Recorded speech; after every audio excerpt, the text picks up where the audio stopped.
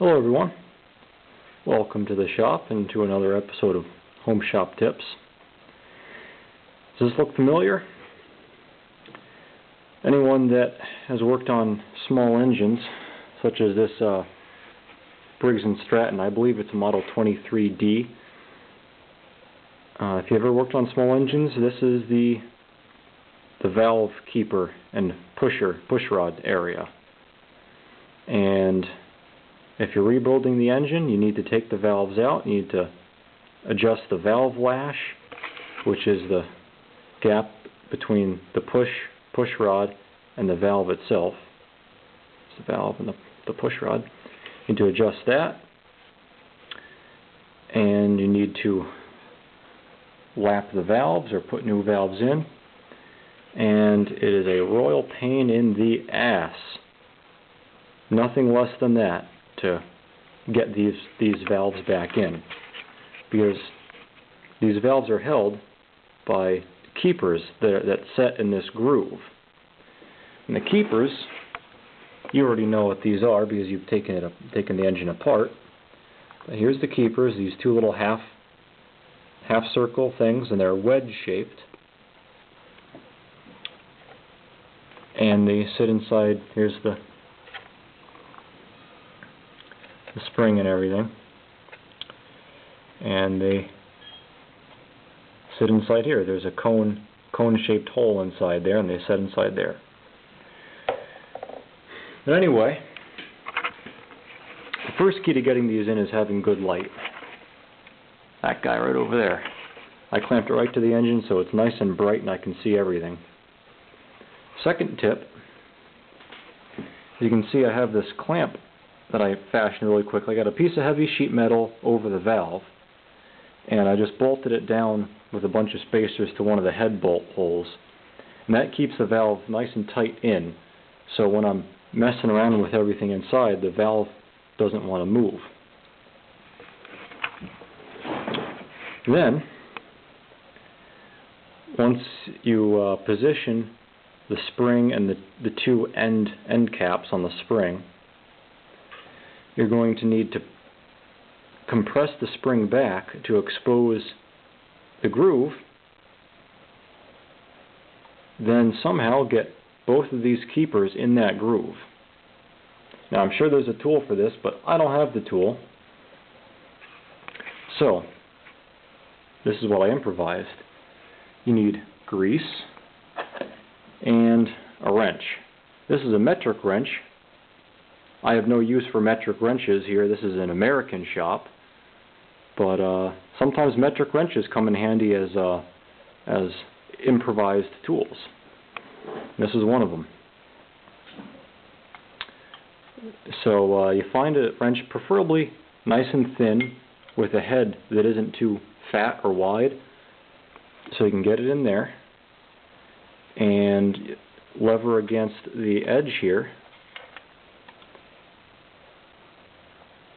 and you can compress the spring.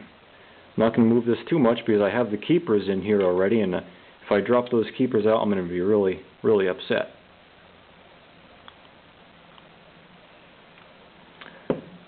And so that's how you compress the spring back. So with one hand holding the spring compressed back, and the other hand with a set of tweezers. I use these self-closing tweezers. You take one of your keepers, coat the inside of it with a little bit of grease, just the inside. The outside doesn't need to be coated, just the inside. And you hold onto it with your tweezers in a direction that will be handy to you.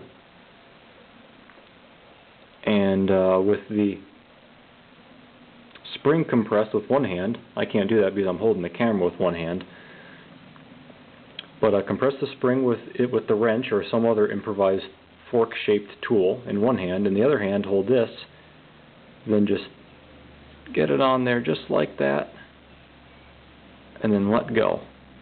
And then the grease should allow it to stick.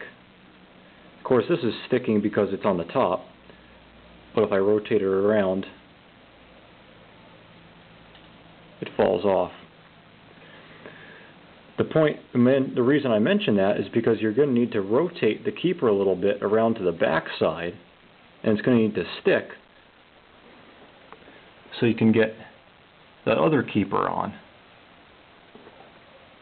So you get one keeper on with grease, move it around, grease up the other keeper, stick the other keeper on there, then you can let that spring back and make sure it settles, make sure the keepers aren't cockeyed or something, and also make sure the bevel is going the right way, that is this way and that way, because as the spring pushes down, it'll wedge into the keeper. And it's a real pain, and doing this side took me probably about half an hour, but you have to do it, and that's the easiest way I've learned to do it. You definitely need these tools. This is really handy. Or you can also use a set of little I think they call them forceps. These guys.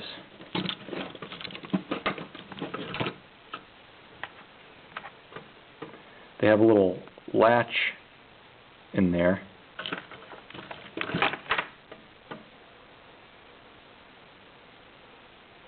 And those are pretty handy. But since these lock with that ratchet thing, it's a little bit cumbersome. And I prefer to use the tweezers because they latch on well because they're self-closing, but you can easily open them up. And they're a little less bulky. But anyway, that's it. Thanks for watching. I hope this helps some of you guys. It's a real pain, but you know, if you're rebuilding an engine, it's got to be done. So that's all for now. Thanks for watching, and come back for more.